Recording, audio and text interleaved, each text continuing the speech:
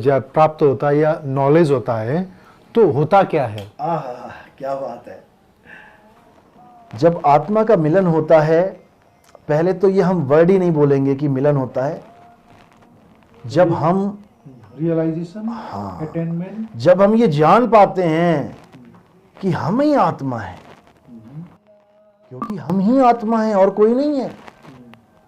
हम अपने असली स्वरूप को भूल बैठे हैं और हम जीव स्वरूप बने बैठे हैं। किस प्रकार? जैसे एक कुत्ते को एक कमरे में बंद कर दिया गया। अब कितने कुत्ते हैं कमरे में? कितने कुत्ते हैं? एक कुत्ते को एक कमरे में बंद किया, एक कुत्ता है, एक ही है। अब हमने उस कुत्ते के आगे उसी कमरे में एक शीशा लगा दिया। अब कितने कुत्ते हो गए कमरे में? कितने हुए? एक ही कुत्ता है। Very good. ये सवाल मैं जिससे भी पूछता हूं वो क्या बोलते हैं कि दो हो गए। जो ये बोल दे कि दो हो गए वो जीव हो गया, और जो ये जाने कि मैं ही हूं, एक ही है, वो आत्मा हो गया। अब वो कुत्ता उस शीशे में देखकर भौंकना चालू करता है।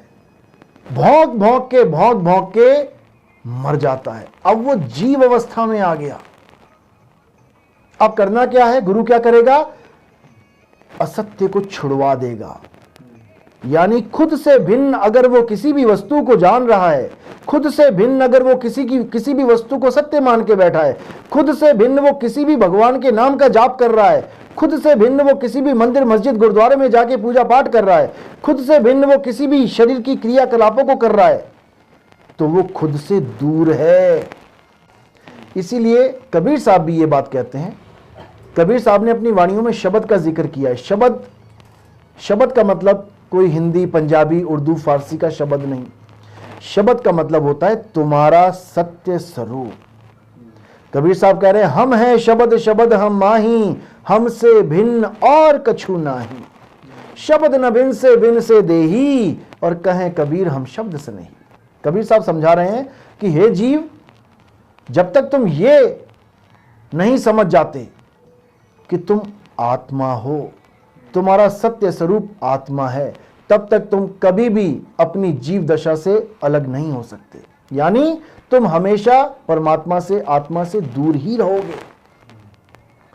अगर तुम अपने आप को सतगुरु की शरण में रख के, उसके द्वारा प्राप्त हुए ज्ञान को अपने जीवन में धारण करके सत भक्ति करते हो, केवल भक्ति नहीं, भक्ति तो बहुत प्रकार की है, सत भक्ति यानी सच्ची भक्ति। और सच्ची भक्ति कैसे करते हो? सतनाम के द्वारा, केवल नाम के द्वारा नहीं कि मन आया तो राम जप लिया, मन आया तो अल्लाह जप लिया, मन आया तो वाहेगुरु जप लिया। ये सब इंसानों के बनाए हुए अक्षर हैं, ये सब इंसानों के बनाए हुए खेल हैं। इंसानों की बनाई हुई चीजों से ऊपर उठो, उसको जानो जो स्वयं से है, जो सदा से है, और वो केवल आत्मा है। आत्म तत्व को जान लोगे तब तुम्हारी ये भ्रांति खत्म हो जाएगी कि तुमसे भिन्न और कुछ है। तुमसे भिन्न और कुछ नहीं है। ये सब मायावी संसार है। जो आंखों से दिखाई दे रहा है वो सब माया है। मंदिर आंखों से दिख रहा है, माया है। मूर्ति आंखों से दिख रही है, माया है। जिसके बारे में बोला गया है गो गोचर जहां लग मन जाई और तहां लग माया जानो भाई। यानी इस आंखों से दिखने वाली हर चीज बदल रही है, हर चीज माया है, और जो माया नहीं है वो आत्मा है। अब तुम अपनी आत्मा को ना जानने के कारण तुम उसको जान रहे हो जो चीज दिख रही है। हिंदू दिख रहा है, मुसलमान दिख रहा है, मस्जिद दिख रही है, चर्च दिख रहा है, गुरुद्वारा दिख रहा है, सब कुछ दिख रहा है। जो दिखे सो माया संतो, जो दिखे सो माया। कबीर साहब कहते हैं इसी देखने दिखाने में सारे उलझे पड़े हैं। उसको देखो जो दिखता ही नहीं है। तुम उसको देख रहे हो जो दिख रहा है, और जो दिख रहा है वो केवल और केवल माया है। यही अर्जुन को समझाया जा रहा है कि हे अर्जुन, जो शरीर तुम्हें दिखाई दे रहा है ये शरीर मैं नहीं हूं, मैं इंद्रियां नहीं हूं। ये 10 इंद्रियां हैं, 5 ज्ञान इंद्रियां, 5 कर्म इंद्रियां।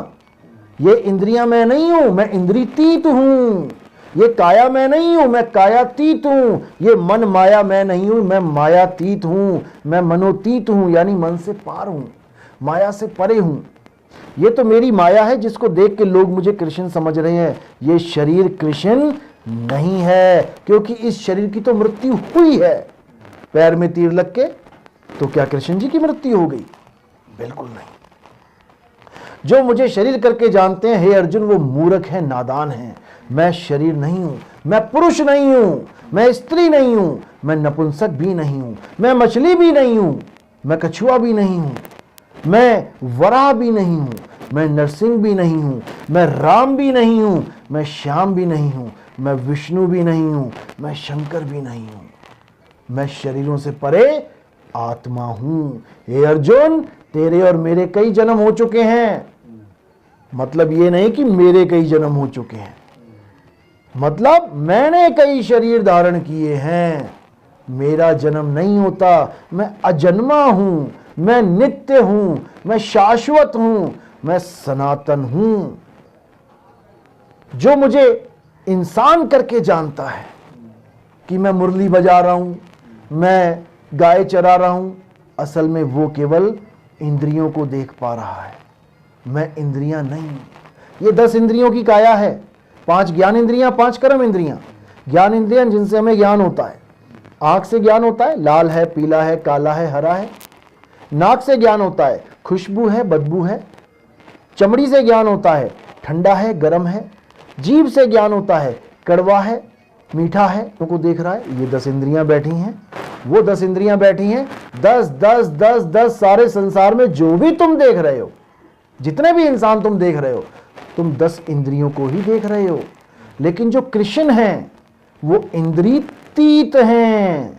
तुम कृष्ण को देख ही नहीं सकते। जिस प्रकार तुम कठपुतली देखते हो, कठपुतली नाच रही है, लेकिन तुम नचाने वाले को नहीं देख सकते क्योंकि वो पर्दे के पीछे है। इसी प्रकार ये काया, ये माया है। जो भगवान है वो मायातीत हैं।